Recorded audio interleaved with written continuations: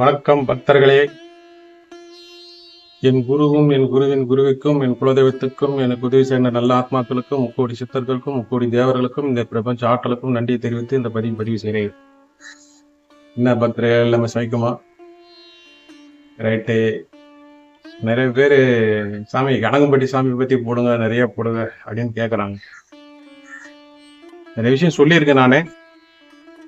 இருந்தாலும் அடிக்கடி அவரை பற்றி போடும் கூட அப்படின்னு ரொம்ப ஆர்வமா பக்தியின் காரணமாக கேட்குறாங்க. சாமி சும்மா நீங்கள் அவர் என்ன எப்படின்னு தெரிஞ்சுக்கிட்டு நீங்கள் உணரதான் செய்யணும். நீங்கள் சும்மா யாரோ ஒருத்தர் சொல்கிறாங்க, அவங்க அனுபவத்தை சொல்கிறாங்க அப்படின்னு ஓரளவுக்கு சும்மா கேட்டுக்கணும். அதுக்கு நிறைய பார்த்தீங்கன்னா சத்குரு டிவி இது மாதிரி நிறைய சேனல்லாம் இருக்குது. அது நிறையா சாமி கூட இருந்தவங்க, சாமி கூட பழனவங்க, எல்லாம் தெரிஞ்சவங்க எல்லாம் இருக்கா, நிறைய அவங்க அனுபவங்கள்லாம் சொல்கிறீங்க. இப்போ நான் சொல்லணும், நான் காப்பி அடிச்சு சொல்கிற மாதிரி ஆகும். அதெல்லாம் இருக்கக்கூடாது.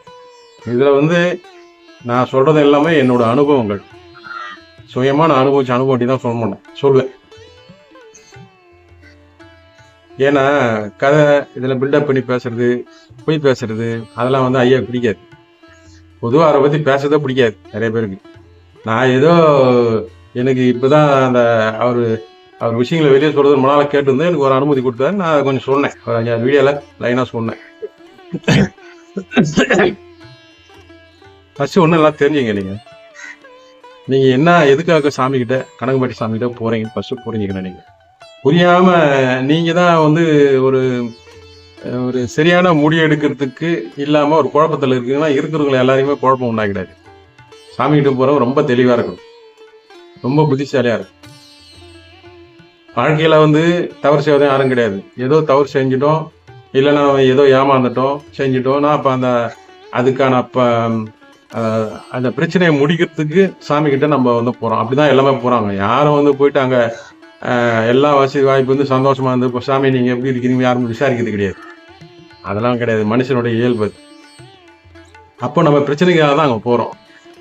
அங்கே ஐயா இருக்கார். அவர்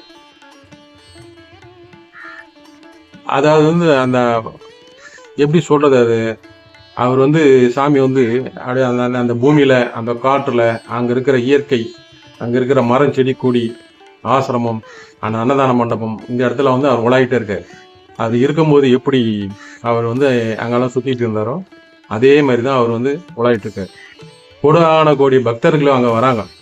வரவங்களுக்கெல்லாம் உண்மையான மனசு இருக்கிறவங்க, இல்லை அறியாம இருக்கிறவங்க, மெயினா அறியாம இருக்கிறவங்க, அவங்க அவரே சில விஷயங்களை உணர்த்துறாரு.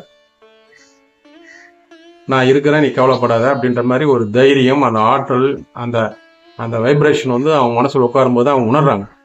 ஆமா ஐயா நமக்கு ஏதோ பண்றாரு, பண்றாங்க. ஆனா நிறைய பேர் என்ன பண்றாங்கன்னா, ஏதோ ஒரு குறிப்பிட்ட விஷயத்துக்கு இவங்க செஞ்ச தவறுக்கு அங்க போயிட்டு சாமி கிட்ட மன்னிப்பு கேட்க ரொம்ப ஈஸி. மன்னிப்புனா என்ன தெரியுமா உங்களுக்கு? மன்னிப்புனா நீ ஒரு மகான்கிட்டயோ ஒரு குரு கிட்டயோ போயிட்டு நான் இந்த தப்பு செஞ்சுட்டேன், என்னை இதுல மன்னிச்சு என்னை விடுதலை பண்ணி விடுங்க, இனிமே எக்காரணத்தை கொண்டும் நான் தவறு பண்ண மாட்டேன் அப்படின்னு சத்திய வாக்கு கொடுக்கணும். அப்பதான் மன்னிப்பு கொடுப்பாங்க. நீங்க தடி கொண்டுக்கலாம் தப்புன்ட்டு அப்பப்போ போய் மன்னிச்சு சாமி மன்னிச்சிடுவாரு, அதுக்கு தானே இருக்காரு. இப்படிலாம் பேசுறாங்க நிறைய பேர். இப்போ பிடிக்கல. சாமி மன்னி தான் இருக்காரு. யாரை மன்னிப்பாரு? நீ தப்பு பண்ணிட்டு அடிக்கடி போயிட்டு மன்னிப்பு கேட்டா மன்னிப்பு கொடுக்கணும் அவருன்னா அவங்களுக்கு எழுதி கொடுத்துருக்காரா? அதனால ரொம்ப கவனமா நீங்க செயல் பண்ணணும். விளையாட்டா இருக்கக்கூடாது. அவரை பிடிச்சிங்கன்னா அவர் கடைசி வரையும் பிடிச்சி நம்பி சரணாகதி தான் அவர்கிட்ட ரொம்ப இருக்கிற விஷயமே. நீ புத்திசாலியா இருந்தா சரணாகதி ஆகும். தப்பு பண்ணா யாரும் விட மாட்டாரு. அது மாதிரி நல்லா தெரிஞ்சுக்கங்க. நீ எப்போ கனகம்பட்டியில நீ காலை வச்சுட்டேன்னு வச்சுக்கணும், அதுக்கப்புறம் நீ உனக்கு எல்லாமே பண்ணுவாரு செய்வாரு. நீ திமிரு பிடிச்சி போய் மறுபடியும் வாழாத்து விட்டு உன் வேலையை நீ கேட்டேன்னா ஒன்றும் பண்ண மாட்டாரு. உனக்கு கண்டும் காணாம உனக்கு விட்டு நீ எவ்வளோ தூரம் போறேன் போ விட்டு மறுபடியும் நீ எங்கே எதுவும் போய் வாங்க முடியாது. நல்லா தெரிஞ்சுங்க. நீங்கள் அவர்கிட்ட இருக்கிற விஷயம் எங்கேயுமே போக முடியாது. நீ பார்த்தீங்கன்னா யார் ரொம்ப தப்பு பண்ணிட்டு வராங்களோ இவன் சொன்ன வச்சு கேட்க மாட்டான். இவன் நம்மக்கிட்ட சில விஷயங்களை நம்மக்கிட்ட ஆகிறதுக்காக வரான். அந்த விஷயங்களை பண்ணி கொடுத்துருவார். பண்ணி கொடுத்து அவனை கூடயே வச்சுப்பாரு.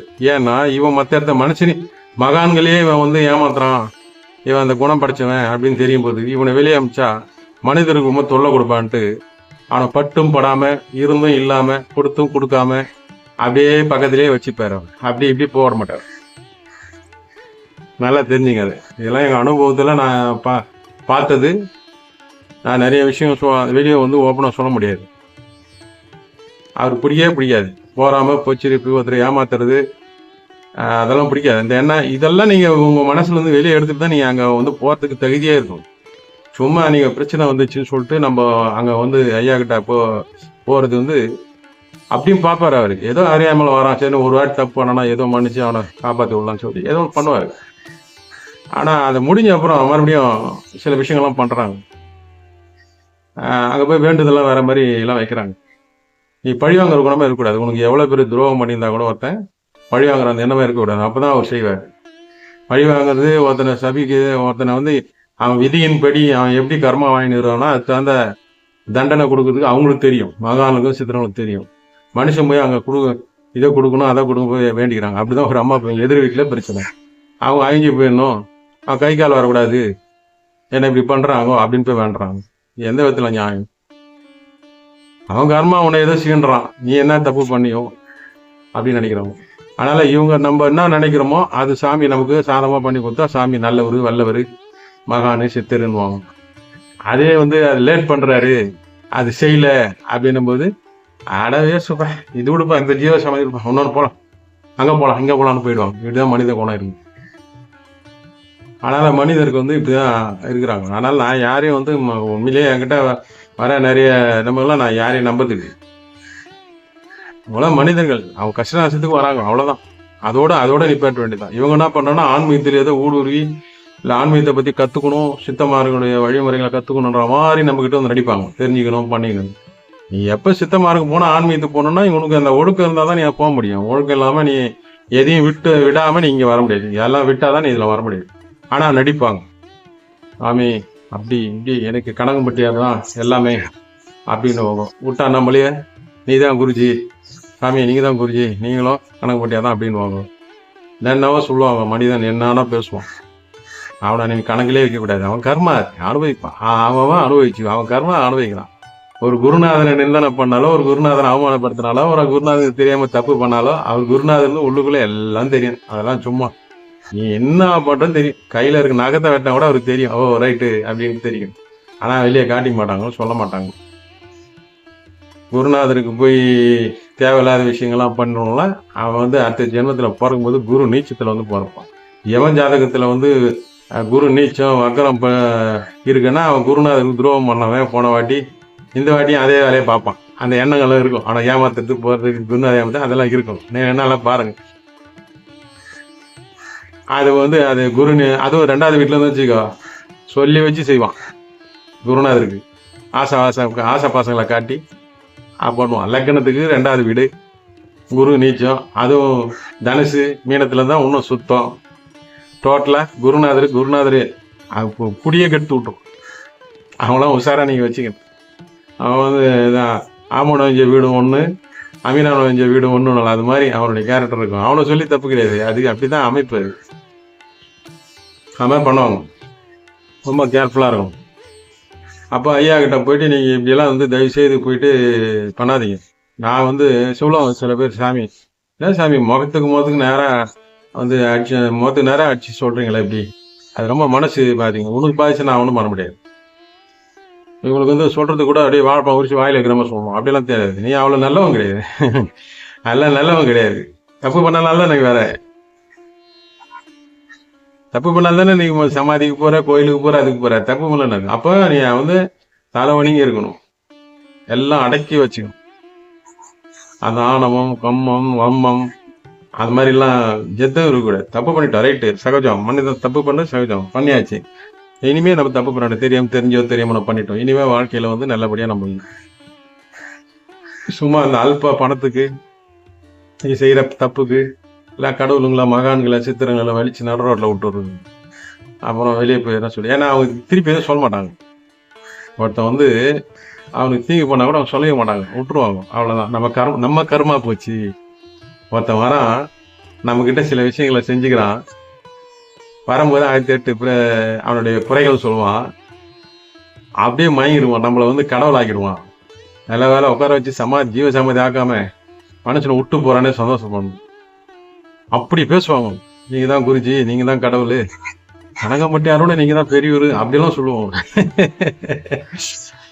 நல்ல டைலாக் பேசுவானுங்க. அதனால உஷாரா இருக்கும்.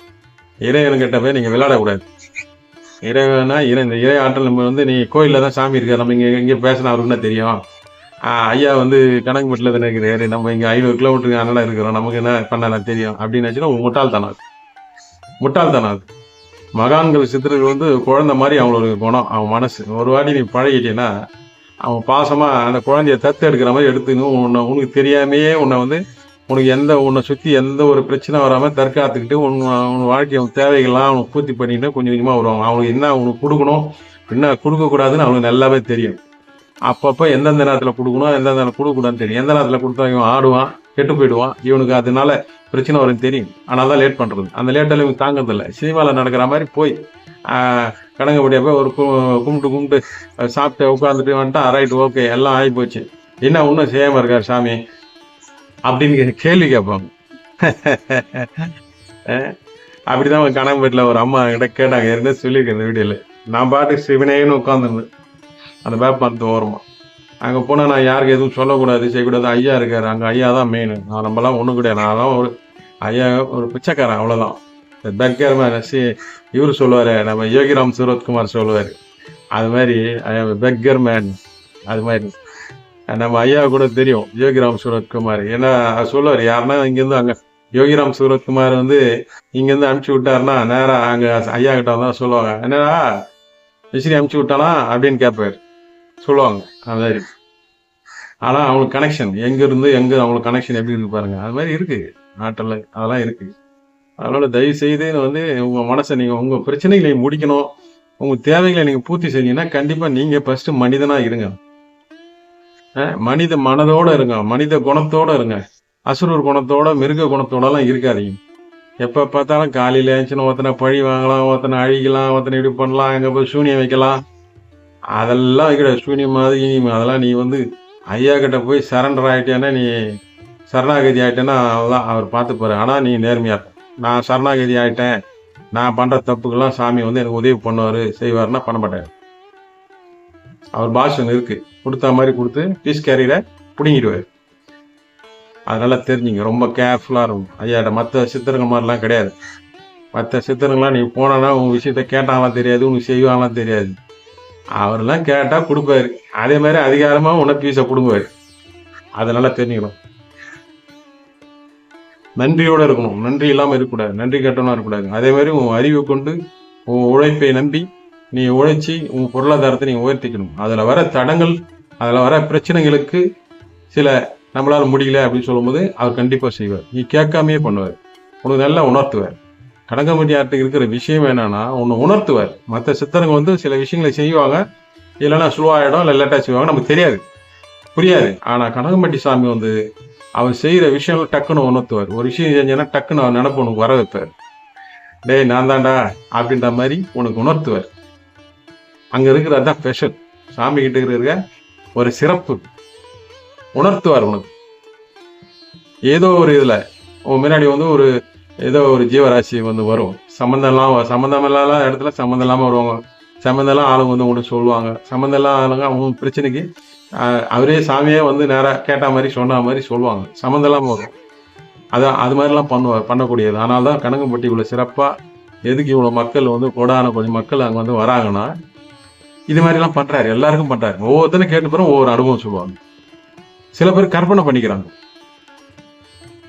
அப்படியெல்லாம் பண்ணக்கூடாது. கற்பனைலாம் இயல்பாக நடக்கும், இயல்பாக வரணும். அப்போ இயல்பாக எப்போ வரணும்? நீ வந்து மன தூய்மை இருக்கணும், உடல் தூய்மை இருக்கணும், எண்ணங்கள் தூய்மையாக இருக்கணும், உன்னுடைய செய்கை தூய்மையாக இருக்கணும், நீ செய்கிற தொழில் தூய்மையாக இருக்கணும், எந்த ஒரு ஏமாற்றம் எதுவெல்லாம் இருக்கக்கூடாது. கெட்ட தொழில் பண்ணிட்டு நீ வந்து இங்கே பேரம் பேசக்கூடாது. எனக்கு இதை முடிச்சு கொடுத்தா நான் இது செய்கிறேன் சாமி அப்படிலாம் கிடையாது. அவருக்கு என்னத்துக்கு தேவை? இப்போ நீ கொடுக்குறதுலாம் என்னதுக்கு? அங்கே எதுவுமே கொடுக்குறவங்களோ மறுபடியும் மக்களுக்கு வந்து அன்னதானம், அந்த கட்டுமான பணிகள் அங்கே டெவலப் பண்ண, மக்கள் வசதி தான் பண்ண. அவர் என்ன சாப்பிட்றாரா? அதெல்லாம் ஒன்றும் கிடையாது. இதெல்லாம் புரிஞ்சுக்க. ஆனால் தான் நான் ரொம்ப கொஞ்சம் இதாக சொல்றாங்க நிறைய பேர் ஃபோன் பண்ணாங்க. எப்போத்தாலும் கணக்கு பெட்டியா சாமி, கணக்கு பெட்டி சொல்லுங்க கதையை கேட்குறாங்க. கதையை கேட்கறதுக்கு இருக்கீங்க. ஒரு 2-3 விஷயம் ஐயாவை நீ தெரிஞ்சு நீ புரியணும். புரியலன்னா இது வரைக்கும் உனக்கு புரியலன்னா அப்போ நீ வேஸ்ட்டுன்னு அர்த்தம். அந்த புரிதல் தான் அங்கே நடக்குது. அதனால தான் நேராக போக சொல்றது, வேற ஒன்றும் கிடையாது. ஒரு வாட்டி புரிஞ்சிச்சுன்னா அடுத்து நம்ம என்ன பண்ணோம் அதை ஃபாலோ பண்ணிக்கணும். அவ்வளோதான். உன் வேலையை நீ பார்த்துன்னு இருக்கும். சூதானமா இருன்னு சொல்லியிருக்காரு. அதுல நிறைய அர்த்தம் இருக்கு. சூதானமா இரு அப்படின்னு சொல்லியிருக்கு. அந்த மதுரை அந்த சைடெல்லாம் சொல்லுவாங்க, அந்த கோளாரா சொல்லுவாங்க. இங்க இருந்தவங்க சூதானமா இருன்னு சொல்லுவோம். நம்ம சூதானமான நீ உஷாரா இரு, உன்னை நீ தற்காத்துக்க, உன்னை நீ காப்பாத்திக்க. அப்படி இருந்தும் உன்னால முடியலன்னு சொன்னா அவருக்கு தெரியும், அவர் உன்னை காப்பாத்துவார். அதை விட்டு கணக்கு பட்டியா நம்ம கூட்டி தான் சொந்தம், நம்ம கொண்டி தான் பண்ணணும், நம்ம கூடியே இருக்கணும் அப்படின்னு நீங்க நினைக்கிறதெல்லாம் ரொம்ப தப்பு. அவர் எல்லாருக்கும் ஆனவர், இந்த இயற்கைக்கு ஆனவர், இந்த பூமிக்கு ஆனவர், இந்த பஞ்சபூதங்களுக்கு ஆனவர், இந்த 9 நவகரங்களுக்கு ஆனவர், 27 நட்சத்திரங்களுக்கு ஆனவர். அந்தந்த தத்துவங்களுக்கு அதுக்கு தகுந்த மாதிரி அந்த செயல்பாடுகளை அவர் செய்ய வேண்டிய கடமை பொறுப்பு அவருக்கு இருக்கு. அது பண்ணிக்கிட்டு உலகம் ஃபுல்லா பண்ணிக்கிட்டு இருக்கு. உலகம் ஃபுல்லா பேசுறாங்க. அதனால தெரிஞ்சுக்கலாம். புரியாதவங்க தான் ஏதோ ஒன்று பேசிட்டு எந்த தேவையில்லாம பண்ணிக்கிட்டு அவரை ரொம்ப இது பண்ணிட்டு இருக்காங்க. இலக்காரமா நினைச்சிட்டு இருக்காங்க. அதெல்லாம் பண்ணக்கூடாது, தப்பு. அதெல்லாம் அங்கே நிறைய போயிட்டு அந்த அன்னதானத்துக்கு போய் சாப்பிட்றாங்க, அது கியூவில் போகிறாங்க, கீழே போகிறதுக்கு ரொம்ப லேட் ஆகுது அப்படிலாம் சொல்கிறாங்க. அதெல்லாம் நீ பொறுத்து தான் போகணும். அதுக்கு என்ன பண்ண முடியும்? கூட்டம் நிறைய உன்ன மாதிரி தான் நிறைய ஜனங்க போகிறாங்க. அதே மாதிரி உள்ளே போய் உட்காந்து தியானம் பண்ணணும், அது பண்ணணும். இல்லை மனசில் நீ தியானம் பண்ண அவரை நினச்சி ஆத்மலிங்கம் பூஜை செய்யடா, அவ்வளோதான். நீ அவர் ஏற்றுக்கோ, உன் மனசில் வச்சுக்கோ. அவங்க மனசுல வச்சு அது ஐயோ அவருலாம் மனசு சுத்தமா கூப்பிட்டா டான்னு வந்துடுவாரு. அப்பா அதெல்லாம் எங்களை அனுபவம். நான் சொன்னா சில பேர் பெருமைக்காக சொல்றாரு இவரு அப்படின்னு நினைப்பீங்க. நீங்க 1000 பேர் அதை நினைச்சா பரவாயில்ல. அவரு என்கிட்டயே இருக்கிறவங்களே நிறைய பேர் களை எடுத்து விட்டார். சாமி என் கூட ரொம்ப பெருமை பேசுறவங்க, பந்தா பேசுறவங்க, வாக்குறுதிகள் அதிகமாக கொடுக்குறவங்க, அவங்களாம் நிறைய பேர் களை எடுத்து விட்டுருவாரு. உஷாரா. நான் தான் கொஞ்சம் மந்தமா இருப்பேன். சரி விடு, போனா போகுது, தெரியும் இதுதான் நடக்க போகுது, இதுதான் நடக்க. இருந்தாலும் என்ன பண்றது? எதுவுமே நமக்கு சொல்ல முடியாது, கேட்க முடியாது, மனசுல வச்சுப்பேன். அது காலகட்டம் பொறுத்து நான் ரொம்ப பொறுமையா இருப்பேன். அந்த பொறுமையை அவரு பொறுமை பார்க்காம டக்குன்னு தூக்கி விட்டுருவாரு. போடா அப்படின்னு வெளியாது. அவரு தான் என்ன நம்மளை பாதுகாக்கிறாரு. நான் இது வரைக்கும் எனக்காக நான் எதுவும் அவர் சாமி கிட்ட நான் வேண்டது கிடையாது. மற்றவங்களுக்காக தான் வேண்டிக்கிறேன். உடம்பு சரியில்லை, குழந்தை இல்லை, அது இல்லை, இது இல்லைன்னு நான் தான் வேண்டதில்லை. ஐயா கிட்ட வைப்பேன் மற்றவங்களுக்காக. அதனால அவன் நடக்குது. நிறைய வேண்டுதல் வைக்கிறான், அது செய்யணும்னு சொல்றேன். லாஸ்ட்ல அவங்க வேலையை பார்த்துட்டு போயிடுறாங்க. இப்போ அது வேண்டுதல் வச்சதுக்கெல்லாம் நான் தான் போயிட்டு எல்லாத்தையும் அப்பப்போ பண்ணிக்கிறேன். அவருக்கு சாமி தெரியும். சரி இவன் எதுவும் அதில் பிரதிபலன் எதிர்பார்க்கல, இவன் தான் பண்ணுவான் சொல்லி தெரியும். அவங்களுக்கு தெரியும். நமக்கு தேவை நல்ல நாள் தான். அதனால சில பேரை நான் அவாய்ட் பண்ற காரணம் அதுதான். ஏன்னா அந்த வாக்கு சுத்தம் இருக்க மாட்டேங்குது, ஒழுக்கம் இருக்க மாட்டேங்குது, அந்த புரிதல் இருக்க மாட்டேங்குது. ஏதோ இனம் புரியாத ஒரு பற்று நம்ம மேல. சாமி கிட்ட போனா எல்லாம் பிரச்சனை முடிஞ்சிடும், சாமி எல்லாம் பண்ணி கொடுத்துருவாரு அப்படின்னு தான் நினைக்கிறாங்க. கண்டி அவங்க தேவைகளை பூர்த்தி பண்ணதான் நினைக்கிறாங்க. இவரும் ஒரு மனிதர் தான், ஒரு ஆன்மீக பாதையில ஒரு பயணத்தினர். இவருக்கும் சில தேவைகள் இருக்கு, இவருக்கும் சில நேர காலங்கள்லாம் இருக்கு. அப்படி அவங்க கடுகளவும் அவங்க நினைக்க மாட்டேன். நம்முடைய என்ன பிரச்சனை இருக்கு? தேவையில்லாத குப்பைங்களை எதுவும் கொட்டுவாங்க. சரி வராங்களா, சரி ஆன்மீகத்தை பத்தி பேசுறியா, ஆன்மீகத்தை பேசு. இல்லையா, இவனுக்கு என்ன குறைன்னு சொல்றியா, அந்த குறைய சொன்னியா, இதை போய் கரெக்டா நீ பண்ணுனா அதை பண்ணி வேலையை முடிச்சுது. அப்படியும் பண்ண மாட்டாங்க. மொத்தமா எந்த பிரச்சனையா இருந்தாலும் நம்மளே இறங்கி கிட்ட இருந்து பண்ணி கொடுக்கணும் அப்படின்னு நினைக்கிறாங்க. கஷ்டப்படாம கையில எடுக்கணும்னு நினைக்கிறாங்க. அதுக்கப்புறம் பார்த்தா இவங்க பழக்க வழக்கங்கள் இதெல்லாம் பார்த்தீங்கன்னா அவங்க மாத்திக்கிறதுக்கு தயாராக இல்லை. அதாவது அவங்க கேரக்டரை மாத்திக்கிறதுக்கு தயாராக கிடையாது. புரியுதுங்களா? முட்டாள்தனமா இருக்கிறாங்க. என்ன பண்ண சொல்றீங்க? இப்போ என்ன சொல்றாங்க, சாமி நீங்க தான் என் மகா, நீங்க குருஜின்றாங்க. சரிப்பா ஒரு கோயிலுக்கு போறான்னு சொல்றாங்க. கோயிலுக்கு போறோம். எப்போ ஒரு மகான்னு ஒரு குருஜின்னு அவன் ஏத்துக்கிட்டானோ அவன் அடுத்தது யாரும் பெருசா நினைக்க கூடாது. அதுதான் விஷயம். அது தெய்வமா இருந்தாலும் சரி, அதுதான் உண்மையான சிஷியனுடைய அந்த பரம்பரையில வர்றது. அது ஜீன்லேயே வரும். எப்போ ஒரு சித்தரையோ மகானியோ நீ வந்து சரணாகதி ஆகி அவரை வந்து நீ ஏற்றுக்கிட்டீங்கன்னா, குருவாவோ மகானாவோ சித்தரை நீ ஏற்றுக்கிட்டீங்க, அவ்வளோதான். மிச்சதெல்லாம் நீ மறந்துடணும். ஆனால் இங்கே அப்படி கிடையாது. ஒவ்வொருத்தரும் 10 குரு இருக்கிறான், 10 சித்தர் இருக்காங்க, 10 மகான் இருக்காங்க. எல்லாமே ஒரு இடத்துல எல்லாம் பெட்டிஷன். எங்கன்னா 10 பேர் போடுமே, எதனா ஒன்று வரட்டமே பார்த்துக்கலாம் அப்படின்றது. சரி, 10 பேர் போட்டு கோரிக்கையில் வச்சிடுறாங்க, ஏதோ ஒன்று நடந்தது, யார் பண்ணாங்க தெரியாது. அப்புறம் யாருக்கு எந்த அவங்களுக்கு அந்த அந்த சொல்லுவாங்கள்ல கைமாறு நம்ம செய்யணுன்றது, அது யாருக்கும் செய்யறதும் கிடையாது, யாருக்கு செய்யணும்னு தெரியாது, விட்டுறது. அவ்வளோதான். கர்மா வந்து உட்காந்துச்சா அவ்வளோதான், முடிஞ்சு. இப்படிதான் இருக்கிறாங்க. இப்போ என்ன மாதிரி எல்லாம் பேச மாட்டாங்க யூடியூப்ல. ஏன்னா அவங்க இது மக்களை வந்து விரோதம் பண்ற போது நம்மளை விரோதத்துக்கு சொல்லிட்டு அவங்களுக்கு மக்களுக்கு வந்து இனிப்பா அப்படியே காதல விடுற மாதிரி புதுப்படையா அப்படியே பட்டும் படாம சில விஷயங்களை பில்டப் பண்ணி அவங்க சொல்றாங்க. அது அவங்க மக்களை நல்லா புரிஞ்சு வச்சுக்கிறான்னு அர்த்தம். நான் வந்து என்ன நான் புரிஞ்சு வச்சுக்கிறேன், அவ்வளவுதான். நான் இப்படிதான் இருப்பேன், இப்படிதான் இது செய்வேன், இவ்வளவுதான் எனக்கு வழி, ஆண்டவன் கொடுத்திருக்க பாதை இது, இந்த பாதையில தான் நான் இப்படி போவேன், இதுல வந்து எந்த மாற்றம் கிடையாது. எனக்காகவோ நான் வணங்குகின்ற குருமார்களையோ நான் வணங்குகின்ற தெய்வங்களையோ பிரபலப்படுத்துறதோ இல்லைன்னா பெருமைப்படுத்துறதோ பில்டப் பண்ணி பேசியோ நான் வீடியோ போட்டு அதில் எதனா நான் வந்து ஆதாயம் தேனெல்லாம் எனக்கு என்ன கிடையாது. என் பாட்டு என் போக்கில் நான் போயிட்டே இருப்பேன். இவ்வளோ காலம் நான் கடந்து வந்தேன், இனிமேல் நான் கிடக்குது எனக்கு தெரியாதா? அப்போ பல தொல்லைகள் கொடுக்குறாங்க, நம்மளை இம்சப்படுத்துறாங்க. அவங்க எதுவும் செய்யாம நமக்கு போயிட்டு கூட ஒன்றும் பிரச்சனை கிடையாது. வாக்குறுதிகளை நிறைய கொடுத்துட்டு போயிடா. நமக்கு வந்து அப்படி கிடையாது. வாக்கு கொடுத்துட்டா அந்த வாக்கை காப்பாற்றாம தூங்கவே மாட்டோம். அது பெரிய கவரிமான் மாதிரி, ஒரு முடிவு வந்தால் கூட இறந்துடும். அது மாதிரி வாக்கு கொடுத்தா ரொம்ப கஷ்டமா இருக்கும், ரொம்ப இதாக இருக்கும். என்னோட வாழ்க்கை பின்னாடி கடந்து வந்த பாதைகள்லாம் ரொம்ப கரடமுடான மோசமான ஒரு பாதை. அதெல்லாம் அதுலேயும் நியாயம் தர்மம் பார்த்து வேலைக்கு வந்தேன். அது போன ஜென்மத்துடைய தொடர்பா என்னன்னு தெரியாது. அது மாதிரி இருந்தால் நான் எப்படியோ எங்கேயோ இருப்பேன், என்ன செஞ்சுருப்பேன். அதெல்லாம் வந்து எனக்கு அந்த இது கொடுக்கல. ஏதோ எனக்கு வந்து கனகம்பட்டியாரோட அருள் எனக்கு, அவர் வந்து எனக்கு, நான் வந்து உரிமையாக நான் கேட்டேன், ஆனால் உரிமையாக கொடுத்தாரு. உறவா என்கிட்ட இருக்காரு, பேசுகிறாரு, பண்ணுறாரு. ஆனால் வரவங்களாம் அதை பண்ணி கொடுங்க, இதை பண்ணி கொடுங்க, இது செய்யுங்க, அதை செய்யுங்க அப்படின்னு கேட்குறாங்க. அதெல்லாம் அப்படியெல்லாம் பண்ண முடியாது. இது இறையாற்றல், இது நாங்கள் சம்பாதிக்கிறது. சித்தர்களுக்கு வந்து தியானம் தேவம் இருந்து மகான்கள்கிட்டையும் பல தேவதைகள்கிட்ட பேசி அவர்கிட்ட நாங்கள் பெறக்கூடிய சக்தி ஆற்றல், அதை நாங்கள் சேர்த்து வச்சாலும் நாங்கள் போக வேண்டிய இடத்துக்கு ஈஸியாக போக முடியும். அப்படி இருந்தும் மனிதர்கள் வந்து கண்ணீர் விடுறது, அவங்க அழுவுறது, அதெல்லாம் பார்த்து மனசு கேட்காம சில விஷயங்களை நாங்கள் பண்ணி கொடுக்குறோம். ஆனால் அவங்க பல துன்பங்களை நம்மளை மனசோர்வு உண்டாக்குற விஷயங்கள்லாம் பண்ணுவாங்க. அதுக்கெல்லாம் நாங்கள் வந்து இடம் கொடுக்கறது கிடையாது. விட்டுருவேன், அவ்வளோதான். பொழிஞ்சு போ. இதோட நம்ம இந்த ஜென்மம் இருக்கிற வரைக்கும் நம்ம முகத்தை முழிக்கக்கூடாது. தயவுசெய்து நானே கையை தூக்க விட்டு இனிமேல் நம்ம முழிக்கக்கூடாது அப்படின்னு நான் மனசில் நினச்சி விட்டுருவேன், போடான்னு.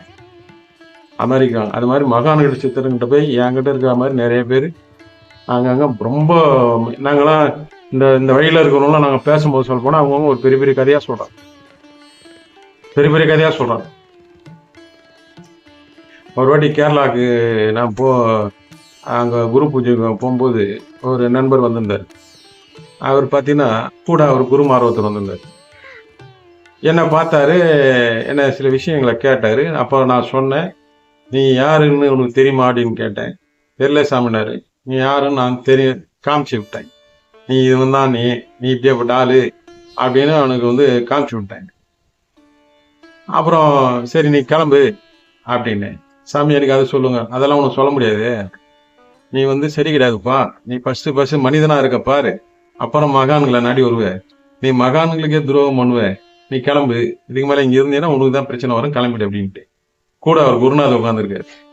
இவன் போயிட்டான். அப்படி போனவன் அந்த குருநாதர் சொன்னார், சாமி என்னை வந்து அவன் காலில் விழுந்து பிறண்டான், எனக்கு வந்து குழந்தை இல்லை சாமி.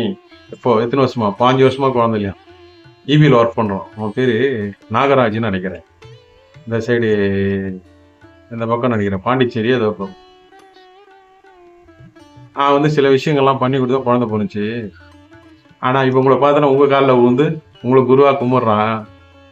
என் பக்கத்துல இருந்துன்னு இவர் தான் என் குருநாதர், இவரால் தான் எனக்கு இப்படி ஆக்ஷன் ஒரு வார்த்தை சொன்னானா பத்தியா, எவ்வளவுதான் சாமி மனுஷன் போனோம், ரொம்ப கஷ்டமா இருக்குது இவங்களாம், இவங்களை பார்த்தாலும் பயம், மக்களை பார்த்தாலும் பயமா இருக்குது அவர் சொன்னார். அவர் ஒரு பெரிய மகான், அவர் கேரளாவில் இருக்கார். அவர் வந்து ஃபோட்டோவோட சேர்ந்து கூட இருக்க சொன்னாங்க, சாமி ஃபோட்டோ எடுத்துங்க 2 பேர்னாரு. அவரு எல்லாம் வேணாம் சாமி, ஃபோட்டோ தயவு செய்து வேணாம் சாமி அப்படின்ட்டு. அப்புறம் அவர் செல்ல என்னையும் அவரையும் வச்சு ஒரு ஃபோட்டோ எடுத்துன்னு போயிட்டாரு. இப்போ என்கிட்ட தொடர்புல தான் இருக்காரு. அவருக்கு என்ன வயசு இருக்கும், ஒரு 70-75 வயசு இருக்கும். அப்புறம் அவர் சொல்றாரு, அப்போ இது மாதிரி இந்த சித்த மார்க்கம் இந்த சைடில் இருக்கும்போது இவங்க பிரச்சனைகள் வெளியில எங்க போய் நடக்குதுல, ஒரு நோயா இருந்தாலும் சரி, ஒரு எந்த ஒரு குடும்ப பிரச்சனையா இருந்தாலும் எதா இருந்தாலும் எங்க போய் தீராதப்போ தேடுறாங்க சித்தமார்கள், மகான்கள், ஜீவ சமாதிகள். இப்படி தேடி போயிட்டு அங்க போனோன்னா அவங்களுக்கு தெரியுது மனசு இங்க வந்து நம்ம பிரச்சனை முடிக்கணும்னு நினைக்கிறாங்க. அப்போ வந்து லைவா யாருன்னா ஒரு சித்தர் இருக்காங்களா அப்படின்னு தெரிஞ்சு நம்மள மாதிரி ஆளுங்களை யாருன்னா வந்து பிடிச்சிக்கிறாங்க, கெட்டிமா பிடிச்சிக்கிட்டு அந்த வேலை வரைக்கும் சரணாகதி ஆகி நம்ம கிட்ட இனிமே இவன் நம்ம லாஸ்ட் வரைக்கும் நம்ம கூட இவன் இருப்பான் அப்படின்ற மாதிரி ஒரு நம்பிக்கையை ஏற்படுத்துவான். அதே சொல்லுவான், ஓப்பனா வாயில சொல்லுவாங்க, கடைசி வரையும் ஒன்று இருப்பேன் சாமி, இனிமே என் தொழிலே என் குடும்பம் என் குருநாதர் அவ்வளோதான் சாமி அப்படி இப்படின்னு சொல்லுவோம், ஆசை காட்டுவாங்க. அப்படியெல்லாம் போய் மகான்கள்கிட்ட சித்தனெல்லாம் ஆசை காட்டி பண்ணிங்கன்னா உங்கள் கர்மா நீங்கள் தான் நீங்கள் இப்போ ஏற்றுக்கணும். ஏன்னா அவங்களால அந்த கடமையை நீ செய்ய முடியாது. நீ சும்மா அங்கே போயிட்டு உங்கள் வேலையை முடிச்சுக்கிட்டு நீ போகிறதுனால அப்படி நடக்குது. ஆனால் தான் நிறைய பேருக்கு எங்கே போனாலும் எதுவும் நடக்கிறதுல காரணம்னா இவங்க தப்பு, அது அவங்களுக்கே தெரியும். அதை தான் நிறைய பேர் சித்தமார்கள் சொல்கிறது. யாரா போய் பார்க்கும்போது டேய் ஓடுறா நிற்காரா ஃப்ராடு அப்படின்னு திட்டுவாங்க.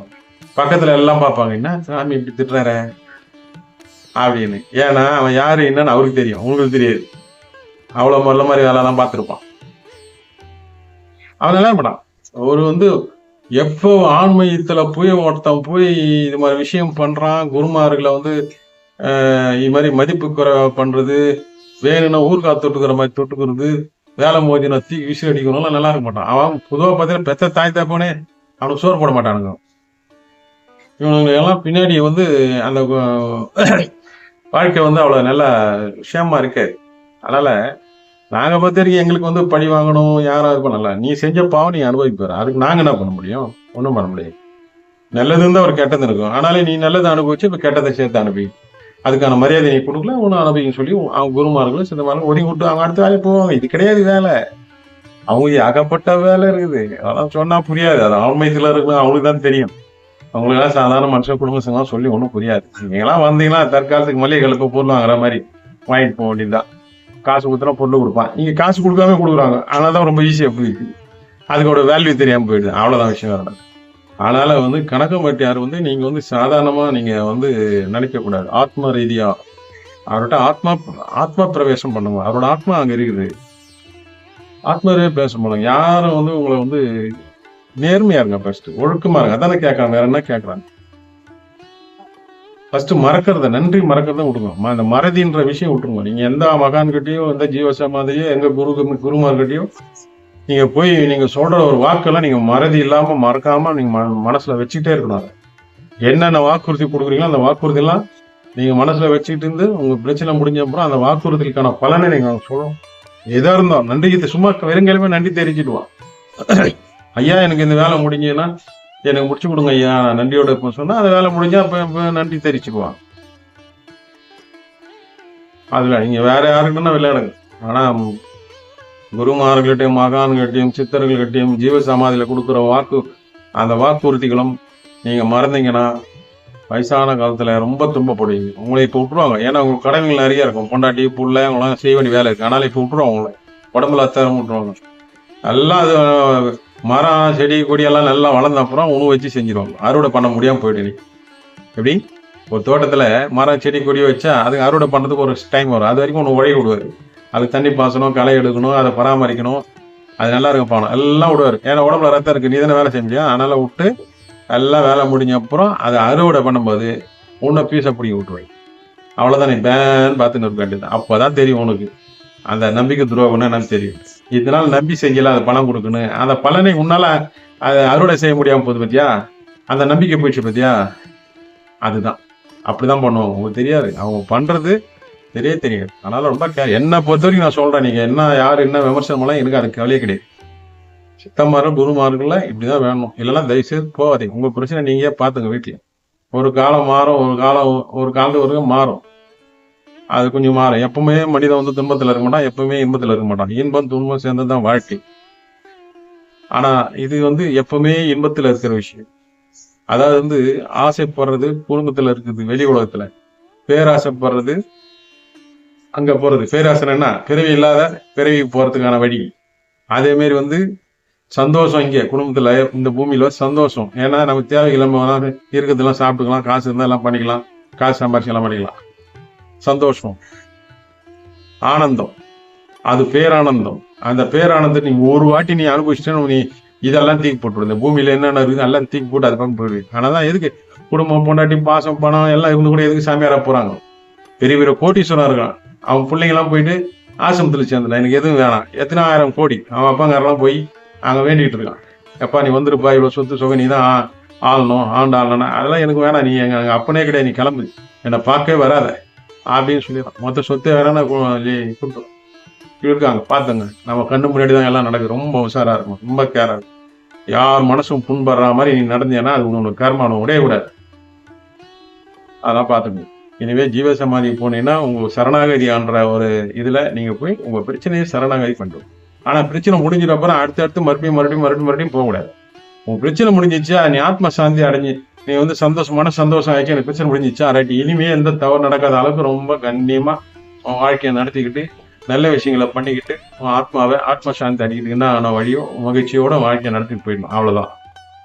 எப்ப பார்த்தாலும் நீங்க வந்து ஆன்மீகம் சித்திரை அது இதுன்னு இதையே நீங்க சுத்திட்டீங்கன்னா நீங்க குடும்பத்தை விட்டு வந்துடணும்.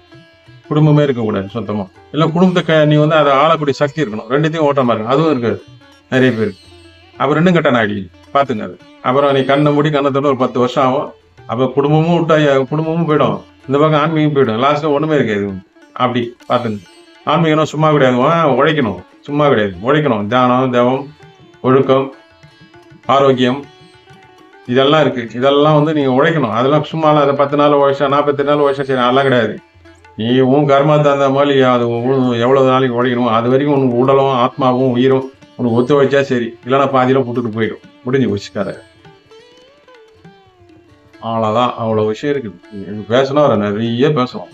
இது ரொம்ப முதிர்ந்த அறிவு இருக்கிறவங்களுக்கு இது புரிஞ்சுப்பாங்க. கொஞ்சம் யதார்த்தமானவங்க புரியாது. அதனால உங்க கையில தான் எல்லாமே இருக்கு, வேற யாரும் கையில கிடையாது. எல்லாமே உங்க கையில இருக்கு. நீங்க தான் அதை பயன்படுத்தி தெரியல. நிறைய பாமரர்களுக்கு நல்லா தெரியல. அன்பா போங்க. அன்பு தான் மெயின். அன்பு பரிமாற்றம் தான். அந்த அன்பு பரிமாற்றம் பண்ணும்போது அந்த இறை ஆற்றல் உங்களுக்கு உடம்புலையோ மனசுலயோ ஏதோ ஒரு பதிவு வரும்போது உங்களுக்கு ஆட்டாமடி உங்க கஷ்டம் நஷ்டம் போயிடும்.